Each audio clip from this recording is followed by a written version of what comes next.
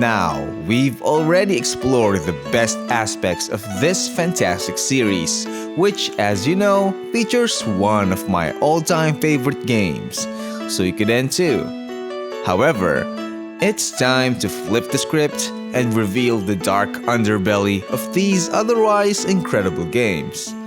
Don't worry though, this is all in good fun as we acknowledge the fact that even our most beloved games can have their quirks and flaws. So join me as we venture into the not-so-glorious side of Suikoden, uncovering the worst thing about each game.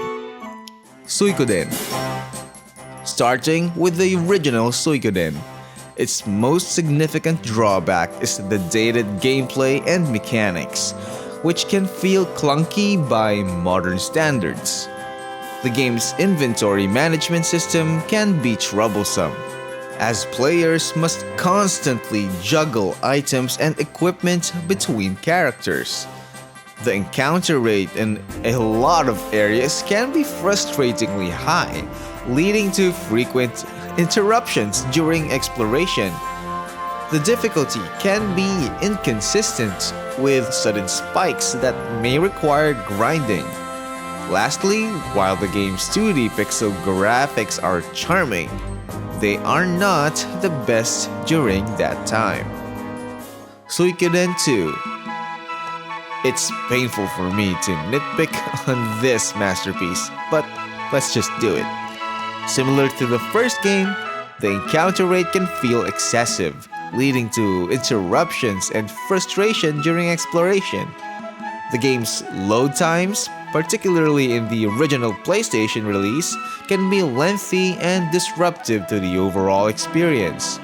Some of the game's side quests and recruitable characters can be easily missed or overlooked due to obscure requirements. The battle with Luca Blight, a central antagonist, can be a sudden difficulty spike for unprepared players.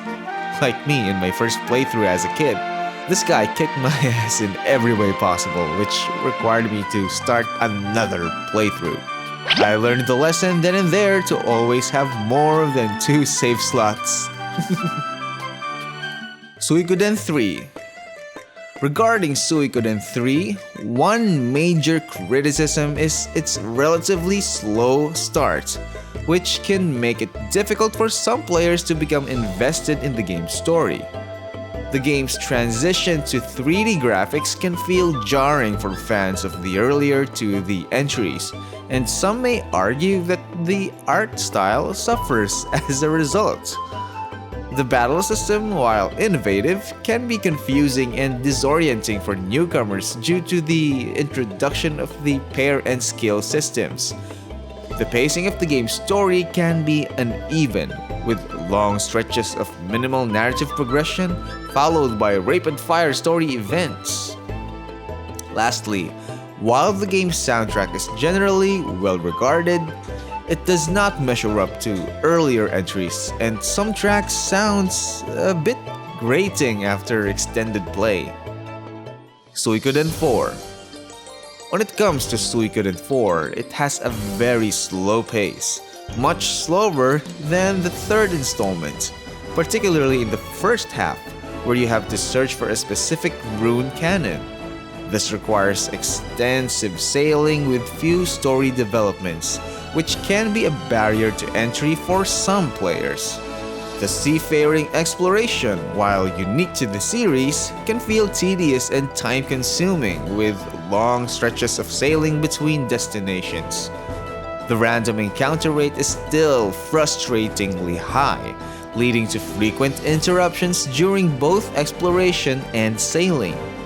Some fans argue that the game's story lacks the depth and complexity of other entries in the series, resulting in a less engaging narrative experience. While the characters of Suikoden IV has some charm and redeeming factors, it is also, for me personally, the weakest cast in the series. Lastly, much like Suikoden III, the soundtrack doesn't quite reach the same level of iconic status as other entries in the series. Suikoden V. As we examine Suikoden V, the game's lengthy introductory sequence can be a significant hurdle for some players, with many hours of gameplay before the main story truly unfolds. I guess this has become a consistent issue since the third installment. The world map navigation can be a bit cumbersome, with long travel times between locations and a lack of fast travel options in the early game. Setting the earlier problems aside, I consider Suikoden V as my second favorite in the franchise, but it also contains some issues I mentioned earlier in Suikoden II, such as loading times, missable characters, and inconsistency in difficulty. In conclusion, while each Suikoden game has its flaws, it's essential to note that these drawbacks are relatively minor in the grand scheme of things.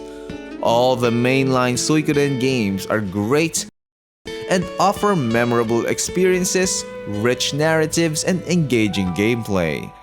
The nitpicks presented in this video are meant to provide a balanced perspective on the series, but they should not detract from the lasting impact and significance of the Suikoden franchise as a whole.